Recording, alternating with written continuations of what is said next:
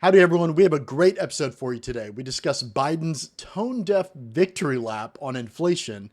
And then Tim and I spent some time at the Texas Capitol this week monitoring the Texas Senate's local government committee hearings, where they covered things like taxpayer-funded lobbying and property tax reform, among a whole host of other issues. Stay tuned.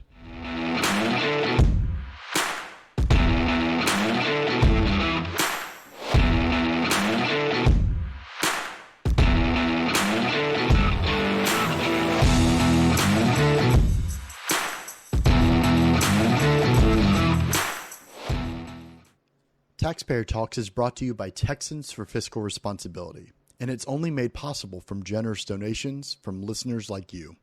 If you want to support our work, you can visit texastaxpayers.com/donate to make a tax-deductible contribution today. Thank you. Good evening. Welcome to Taxpayer Talks, the podcast where we hold Austin accountable by keeping taxpayers up to date with news that affects your wallets. My name is Tim Harden. I'm president of Texans for Fiscal Responsibility. This is our executive director, Jeremy Kitchen. How are you doing today, Jeremy? Doing all right, man. How are you doing? I'm doing good. It's been a busy week. What have we been up to this week?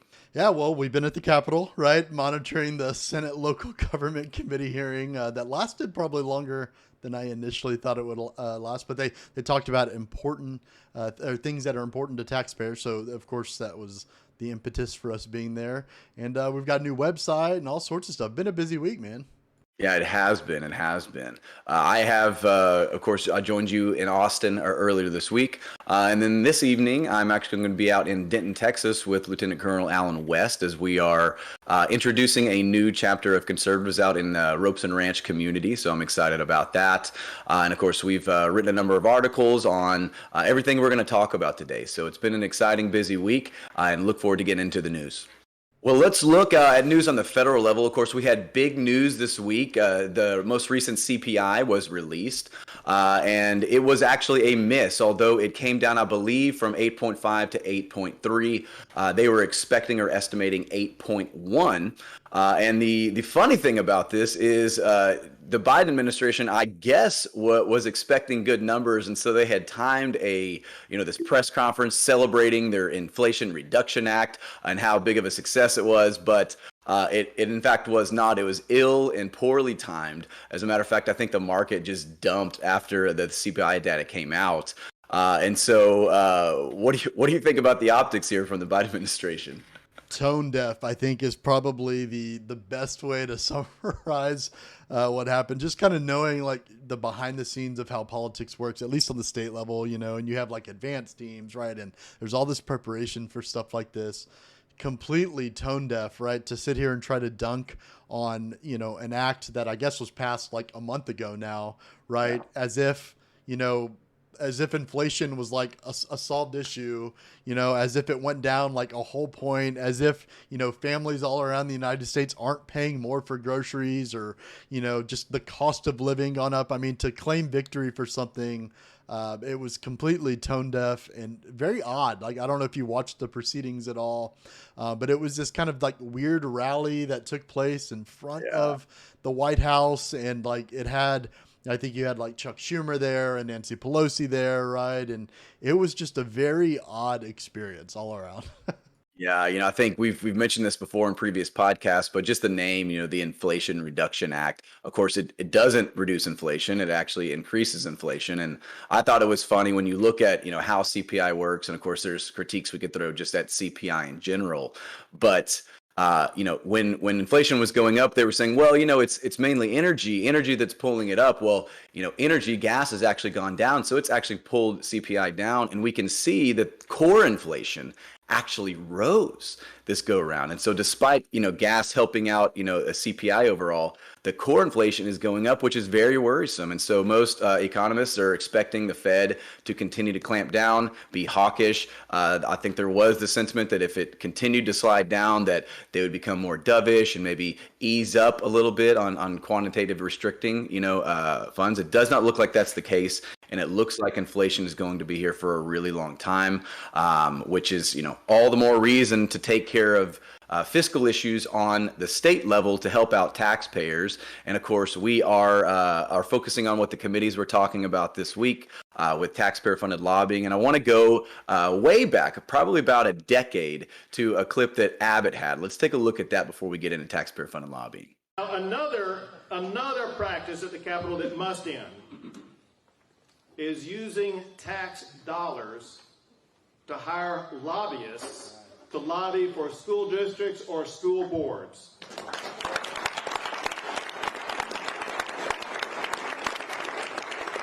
Using your money to lobby for more of your money is a conflict of interest, and that practice must stop. So wow, so this clip is about a decade old. It was from 2013, I believe. And surprise, surprise, we still have not banned taxpayer-funded lobbying. And so this is a subject that's part of our Texas Prosperity Plan. Of course, we've mentioned multiple times it's been a priority twice in the past. 95% of Republicans absolutely oppose the practice. And of course, we've talked at length of what happened last go round. What are your thoughts on this clip, Jeremy? Yeah, I mean, I think there's something to be said that that was the governor on the campaign trail for when he was first elected, right? And that was almost a decade ago. And here we are still talking about it being a problem, right? Something that taxpayers should certainly be concerned about, right? As people that they do not elect are there advocating almost all the time against their own interest, right, on behalf of the people that they do elect, right, where they've kind of given these responsibilities over these people operating in this very shady way. It's kind of an interesting, look, like this was 10 years ago that he said we should address this. The governor has the bully pulpit effectively, and it still isn't done, Yeah, and of course, if you understand politics, you know that the governor has the sole authority to, if something is not passed during the legislative session, he can call an infinite amount of special sessions and force the legislature to accomplish these goals, and he has yet to do that. Kind of moving on to what we experienced this week, we're in the Senate Committee on Local Government, and this was brought up. And for the most part, there's some pretty lackluster reforms, but James Quintero with the Texas Public Policy Foundation, a friend of ours, was testifying and was asked a question, I believe, by Senator Menendez, right? And so we want to look at his response real quick and take a look at a clip from that hearing. I have a question. Sure. Thank you. The only question I have is, I think I understand your concern is that, the way I heard you state it, is that you believe that at times these lobbyists may be acting not in the same interest as the taxpayers whose dollars are paying for them. Is that what you had said? Yes, sir. So then why is it that you said your least favorite option would be to let the voters decide? So I am of the opinion that this practice ought not be allowed in the first place. Okay. But if we are going to permit it, I think that it exists. The most suitable environment is one in which voters have offered their consent. So I believe that obviously the voters put us here to represent them, and I trust the voters and for many things. Question: you have a concern with transparency, right? It's been brought up over and over. Now, my understanding is that did I hear you correctly? You said you found the Austin agenda online? Twitter, one of my favorite places. Online, Twitter, okay. So, you found what they were looking to do, right? It wasn't hidden, I guess is my point. I think there is transparency. Is this an issue of who's doing it, what they're doing, and is this an issue of transparency or just an issue that you don't believe? Because my concern is many municipalities have volunteer policymakers. They're not paid, and therefore, if the policymakers aren't paid and they have, let's say, a city manager running the city on a day-to-day basis, well, how are they supposed to keep up with what things are happening here in the Capitol?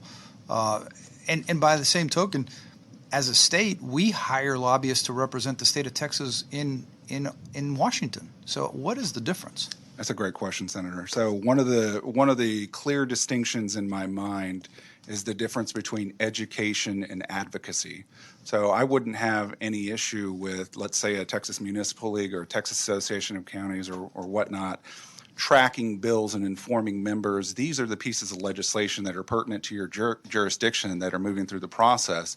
But it takes a step in a bad direction when they then participate in the legislative process and begin either killing or advancing bills. I think that's the red line in my mind. I understand your point. I think maybe at that point it's the policymakers, and we need to ask policymakers from those municipalities. And maybe they're the ones asking them to advocate on their behalf because they can't be here. So I don't know. We'll see. But I appreciate your testimony. Thank you, Mr. Chairman. Well, so that was interesting, right? I mean, he flat out asked him, you know, why it is that was his least favorite approach, was sending it to the voters. And to James's credit, right, it's a practice he thinks that shouldn't exist. And we agree, right? It's something, as you talked about, was in our Texas, is currently in our Texas Prosperity Plan. It's something that we've talked about for months, if not years now, right? As a thing that should be practiced. What do you think about that, Tim? I mean, to me, the practice in and of itself is immoral. What we're doing is we are taking tax dollars from taxpayers who are already stretched thin. And then local officials, whether it be cities or ISDs or counties, are then hiring lobbyists to go do their job. And then that lobbyist, who was not elected by the people, is going and advocating against taxpayers for reforms or changes in statute that will ultimately end up in more tax money coming in. A good example of that would be some of the problems we have with the property tax and the confusing language and no new revenue rates and things like that. Absolutely, lobbyists were sent down to advocate on behalf of local subdivisions to stir up more tax dollars. It's in there. It's a conflict of interest. Absolutely. I mean, it's important to note too, right? Like that the Senate did at least have a hearing on her. The Senate Local Government Committee talking about this issue again, of course, as you know, and we've talked about several times, right? The Senate has passed a version, varying versions of a ban on the practice over the last few sessions. The most recent legislative session there in 2021, they of course passed a ban that was on specific local jurisdictions. It was hijacked when it got over to the House, and it was made better to the extent, obviously, that it extended to all local jurisdictions, but gutted completely by the chairman of the House State Affairs Committee, Chris Patty, in that ultimately it made it to where there were a bunch of loopholes, right? Like you're classifying people as consultants that were no longer lobbyists. They could still do the practice. It ended up dying in the House due to kind of this deadline kicking towards the end of the legislative session. And, here we are talking about it. It wasn't put on special sessions, as we talked about earlier, by Greg Abbott, even though obviously it was something he came out against previously. I remember Dan Patrick asked Abbott shortly after the conclusion, right, or like in the last few days of the regular session, to have it be added as something that was in the special sessions, and it wasn't. So here we are in the interim, right, lead up to the next legislative session, talking about it again as something that should certainly get done this time. Yeah, the question I think we're asking is who's going to carry this in the House? Because as you mentioned, so Betancourt's version of the bill, who was the chair of this committee, was actually the one that made it over. I believe Bob Hall also had a version that was a companion to Mays Middleton's bill in the House, which is an outright ban. It was the strongest version of the bill, and that version did not make it very far. But of course, Mays has now moved over to the Senate, or will be moving over to the Senate this next go round. So the question is, who's going to carry this in the House? We don't know, but we will certainly be keeping everyone up to date on this and everything else in our Texas Prosperity Plan. But to continue with that thought, we have a lot of property tax talk. So we were talking about SB 2, we were talking about property tax reforms, and of course you've heard us talk about the surplus. And so the committee was speaking on property tax reform. What do we hear, Jeremy? We heard a lot of kind of, I guess, cheering of the Property Tax Reform Act, right, from 2019. I mean, in fairness to the committee, the charge, right, what they were supposed to review was the SB2 or Senate Bill 2 as we know it, right, the Property Tax Transparency Act or whatever it was dubbed, and kind of review and say, okay, what adjustments need to be made, if any. Some of the testimony, mainly by James Quintero again, right, like kind of used that as an excuse to talk about, improvements that could be made. He was pretty much the only one that mentioned using the budget surplus, right, to buy down the maintenance and operation portions of the tax, which of course is, as you talked about, is a part of our Texas Prosperity Plan as well. So he mentioned that, but there was very little discussion by the committee members themselves to use the budget surplus for those purposes. In fact, I think the biggest takeaway from all of the discussion about the property tax reform stuff was more that they just wanted to make kind of nuanced changes, and that those that came to testify were mainly local bureaucrats, right, kind of complaining about things that they had to currently comply with, or maybe something wasn't as efficient as it could be, as opposed to actually, right, using surplus money or some, like, coming up with ideas onto providing additional relief.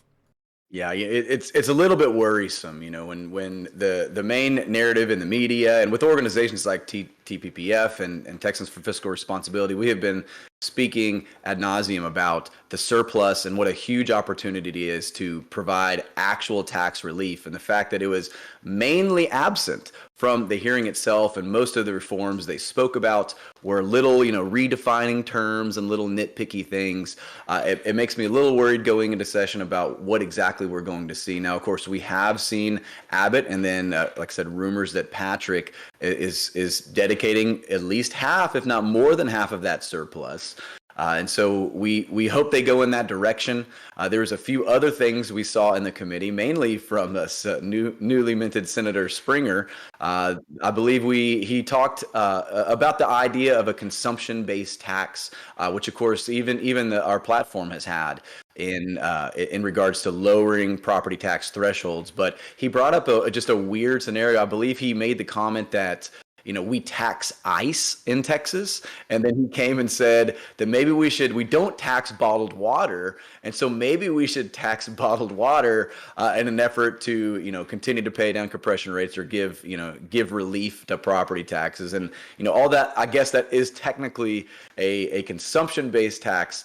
It's just a little strange that we'd go to a bottled water tax. And I would argue not a very conservative idea. What are your thoughts, Jeremy? It was an odd example to bring up. I think he mentioned in the course of the hearing that it's, he brings it up in his town halls or what have you, but the way it was, I don't know. I mean, it was just very weirdly presented, and that, he kind of started talking about a consumption-based tax, which for all intents and purposes, right, and we get this when we talk to folks is, the plan would be, if you replace the property tax, what would it be replaced with? A lot of people, right, we don't explicitly come out in favor of anything, but a lot of people say it should be some sort of consumption-based tax, as it's more transparent and fair. And so it kind of started like, oh, he was going down that road. Let's see where this goes. And then he brought up this kind of odd example of, well, we tax ice, but we don't tax bottled water. I guess because it's the same thing, just in a different state, if you will. And it was just, it kind of landed odd in my opinion, or at least it's what it felt like. And that it was just a weird example to use when talking about a sales tax, right? Or what the state regulates and doesn't, as a replacement. I don't know. Yeah, another thing that Senator Springer said, which was odd, was during appraisal reform. They were talking about the efficiency of the appraisal, protest process and all this, and he suggested, and I think to the chagrin of some people that were sitting in the room, that maybe a way that we could reform this would we charge taxpayers a fee to reserve their spot for their protest, and if they don't show up, we tack it onto their tax bill or something along those lines. Which, yet again, speaking of tone deaf earlier, I mean, that is so tone deaf. We have taxpayers literally drowning, and the solution that we come up with in a hearing is we're going to charge them a fee for the privilege of coming and protesting an appraisal that is distorted anyways from the market value. It's just, it's wild, and I guess my worry for Springer is, to be fair, he came over from the House with a pretty abysmal index score on our index. He went over to the Senate and he scored an 84. He was 4th overall in the Senate. He made a huge improvement and pleasantly surprised us. We will continue to praise him for that. The question is, this next go around, are we going to see him slide again, or are we going to see him stay strong? I guess we will tell next year. But what are your thoughts on those comments in the hearing, Jeremy? I mean, there's probably my assumption would be, and I think he kind of spoke to this, right, is that for especially smaller local governments, right, there's a huge burden for the review boards, right, when they sit there and you had a reserve slot and no one shows up. But at the same time, it's kind of this weird, look, taxpayers are forced, this is their only recourse, right, when it comes to, combating property tax appraisal, something that they have no right, they're not involved in, right? Some appraiser has set the value based on, quote, market value, right, which they of course set on the other end of that. And so this is their one recourse. It seems like the better solution, if we have to go this route, if we have to protest, right, our appraisals, is that maybe we need to increase the transparency on how the process works, right? To encourage folks to actually show up to this, as opposed to potentially charging them for missing a would-be set, hearing or something. I don't know if you've protested your appraisals before, but I've lived in a few different counties and done it, and they've done it slightly different, and it can be a very confusing process, right? A lot of counties now have gone to this virtual, right, sort of protest first, and then you can request an in-person. And it just, as a taxpayer, it's man, the hoops I have to jump through just to prove, right, that I believe that my appraisal is too high is absolutely insane. And this just seems like a tone-deaf way to potentially address it. Yeah, I think we would argue the best appraisal reform would be to eliminate appraisals altogether by eliminating the property tax altogether. There's a number of reforms that we can make in the short term, and there were some that were offered that were good. One that I've always favored, at least personally, is freezing appraisals at the point of sale. So that would also reduce the size and need of appraisals constantly, because ultimately what we're doing, we've talked about, or the federal government has talked about, unrealized gains taxes, right? So if you have investments, you have an unrealized gain, they want to tax that. And so there's a big outcry no, let's not do that. But quite honestly, this is exactly what we do with home values. Is if you buy your home at $200,000 and a few years later it's gone up to 300 or 350, you are being taxed on an unrealized gain. You don't have that money; it's equity in your house, and so for that reason, it's just I would say a corrupt practice. I think it would be smarter to create some more solid reforms that actually deal with the problem instead of just putting Band-Aids all over it. So. That is all we have for today. Of course, we will be back next week. I believe Jeremy is on vacation, so I'll be solo in Taxpayer Talks next week. But we do appreciate y'all tuning in with us. We thank you, and we hope to see you next week at 5:30 on Thursday. As a quick reminder, make sure to check out our newly redesigned webpage at texastaxpayers.com. Follow us on social media and subscribe to our weekly email, The Fiscal Note, to stay up to date on issues that affect Texas taxpayers. We'll see you next time.